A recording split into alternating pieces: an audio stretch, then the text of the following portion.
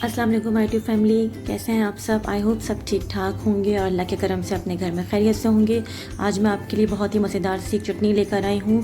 जी हाँ, आज हम बनाएंगे फ़ालसे की चटनी। ये रेसिपी मेरी नहीं है, लेकिन मेरे साथ एक मेरी बहुत ही प्यारी सी आंटी हैं, दुरैया आंटी, उन्होंने मेरे साथ शेयर की थी, तो आज उन्हीं की रेसिपी से ये चटनी बनाएंगे।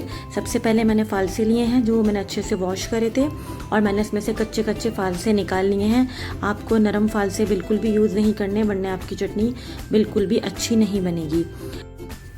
अच्छा, अब सबसे पहले मैंने फ़ालसे लिए हैं 1 किलो, जिसके अंदर मैं डालूँगी 750 ग्राम चीनी के। ठीक है, नमक और लाल मिर्च जाएगी, वो भी आपके टेस्ट के हिसाब से। तो सबसे पहले बताती हूँ क्या करना है। आपको एक पैन के अंदर फ़ालसे डाल देने हैं। फ़ालसे कच्चे हैं और सिर्फ आप इसके अंदर 1 कप पानी डालेंगे। पानी हम इसलिए डाल रहे हैं ताकि फ़ालसे थोड़े से नरम हो जाए, और ये नरम होने के बाद फूल के बड़े बड़े से हो जाते हैं। ठीक है, और मैं सिर्फ इसको 5 मिनट के लिए जो है पकाऊंगी, और पकाने से आपको ख़ुद पता चलेगा कि ये कितने बड़े हो गए साइज़ में। ये देखें, इसका कलर भी बहुत अच्छा हो गया है और ये बड़े बड़े से भी हो गए। अब उस पर आप क्या करेंगे, इसके अंदर जो है आप शामिल करेंगे चीनी। ठीक है, ठीक है, चीनी डालने के बाद आप इसको ऊपर नीचे करेंगे।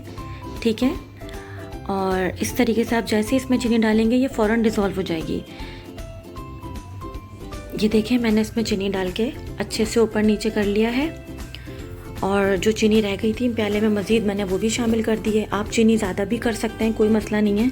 अब आप इसमें नमक लाल मिर्च अपने टेस्ट के हिसाब से डालेंगे। आप नमक इसमें ज़रा ठीक रखिएगा, क्योंकि फिर बहुत ज़्यादा खट्टी खट्टी सी होती है तो नमक जो है कम लगता है। मैंने अपने हिसाब से रखा है।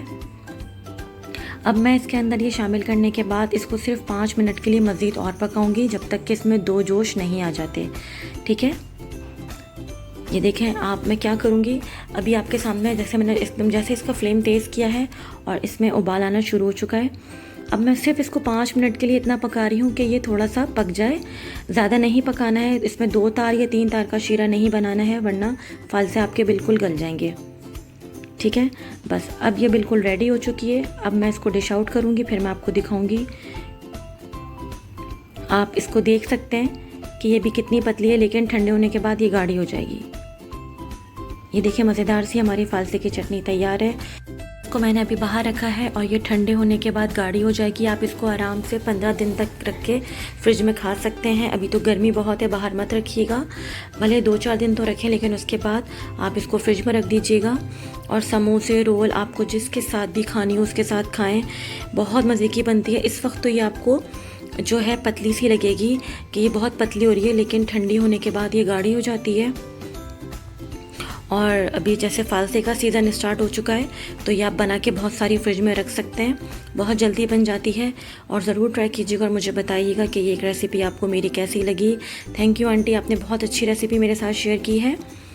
और अगली रेसिपी तक के लिए सबा फुरकान को इजाज़त दीजिए।